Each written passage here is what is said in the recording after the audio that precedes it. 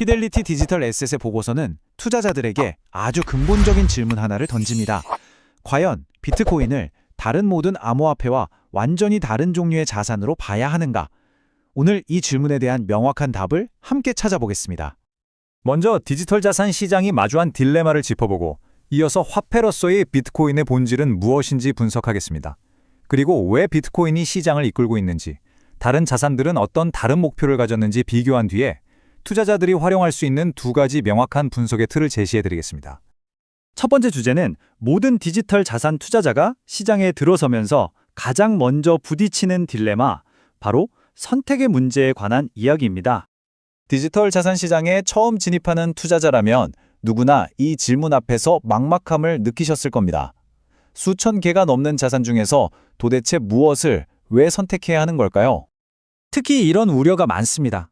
최초의 주자였던 비트코인이 혹시 한때 세상을 풍미했지만 페이스북에 밀려 사라진 마이스페이스처럼 더 새롭고 혁신적인 기술에 자리를 내주고 마는 건 아닐까 하는 오랜 불안감이죠. 바로 이 지점에서 보고서는 아주 중요한 열쇠를 제시합니다. 이 모든 혼란을 잠재울 수 있는 핵심은 비트코인의 근본적인 목적, 즉 화폐제로서의 그 본질을 정확하게 이해하는 데 있습니다. 먼저 화폐제라는 개념부터 명확히 해야겠습니다. 화폐제란 그 자체를 소비해서 얻는 가치보다 다른 무언가와 교환하는 매개체로서의 가치가 훨씬 더 중요한 자산을 의미합니다. 이 표를 한번 보시죠. 비트코인의 독특한 위치가 한눈에 들어옵니다. 금처럼 희소하고 내구성에 뛰어나면서도 동시에 법정화폐처럼 쉽게 나누고 전 세계 어디로든 빠르게 옮길 수 있는 디지털의 장점을 모두 갖추고 있죠. 다시 말해 인류가 수천 년간 사용해온 두 가지 형태의 화폐, 그 장점들만을 결합한 것입니다. 여기서 핵심은 이것입니다. 비트코인의 가치는 총 2100만 개라는 누구도 바꿀 수 없는 절대적인 공급 한도, 즉 강제, 가능한 희소성에서 나온다는 사실입니다. 비트코인 가치의 논리 구조는 이 세 단계로 아주 명확하게 설명됩니다. 희소성이 가치를 만들고 이 희소성은 그 누구도 공급량을 마음대로 바꿀 수 없는 탈중앙화 덕분에 보장됩니다. 그리고 이 탈중앙화는 네트워크 참여자들이 자발적으로 규칙을 지키도록 설계된 정교한 인센티브 구조에 의해 아주 강력하게 유지됩니다. 그렇다면 왜 수많은 경쟁자들이 등장했음에도 불구하고 비트코인이 여전히 독보적인 화폐제로 인정받는 걸까요? 그 이유를 네트워크 효과와 안티프레질리티라는 두 가지 핵심 개념으로 분석해 보겠습니다. 이 그림은 비트코인의 아주 강력한 선순환 구조를 보여줍니다. 사용자가 늘면 수요가 늘어 가격이 오르죠. 이는 더 많은 채굴자들을 끌어들여 네트워크 보안을 훨씬 더 강화시킵니다. 이렇게 강력해진 보안은 다시 자산의 신뢰도를 높여서 더 많은 사용자를 불러오는 스스로를 끊임없이 강화하는 완벽한 순환고리인 셈입니다. 이것이 바로 안티프레질리티, 즉 충격을 받을수록 오히려 더 강해지는 특성입니다. 비트코인은 지난 10여 년간 수많은 거래소 해킹, 국가적 규제, 심지어 내부 분열과 80%가 넘는 가격 폭락까지 사실상 사망 선고나 다름없는 위기들을 수없이 겪어왔습니다.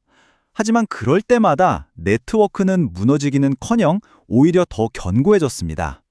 이는 오래 살아남은 것일수록 더 오래 살아남을 가능성이 높다는 린디 효과를 명확하게 증명하고 있습니다.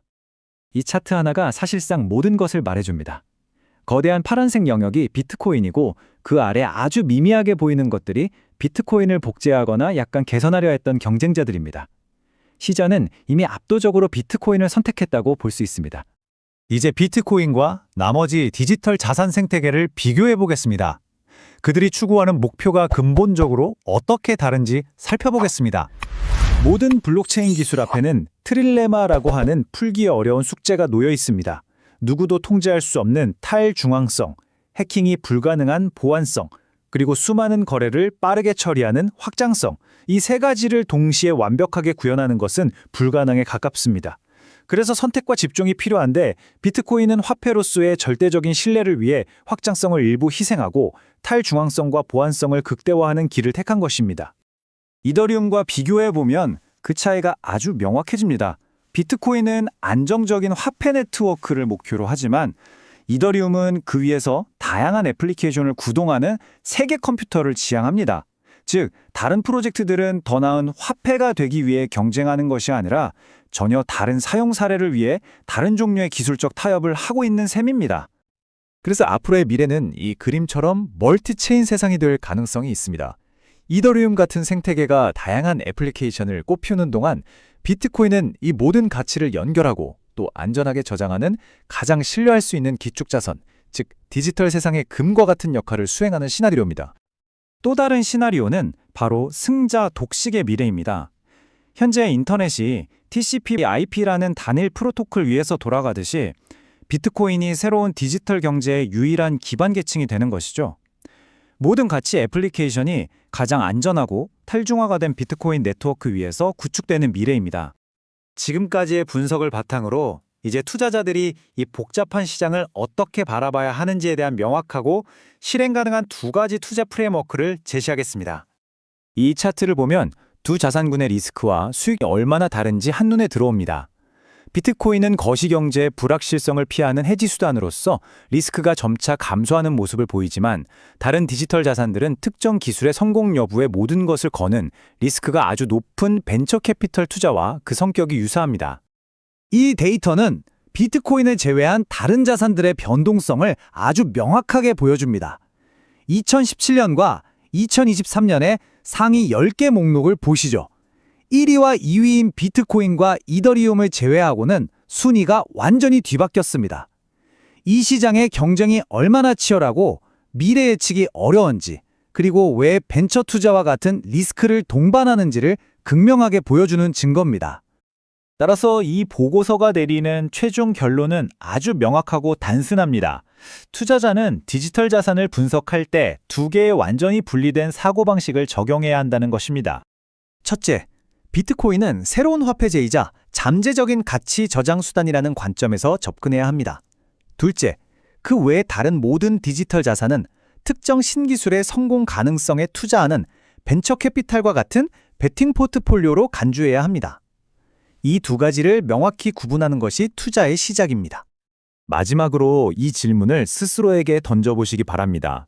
디지털 자산을 하나의 덩어리로 보는 것이 아니라 새로운 화폐와 벤처 기술이라는 이 두 가지의 뚜렷이 다른 렌즈로 나눠본다면 여러분의 투자 전략과 포트폴리오는 어떻게 달라져야 할까요? 구독과 좋아요는 영상을 만드는데 큰 힘이 됩니다. 감사합니다.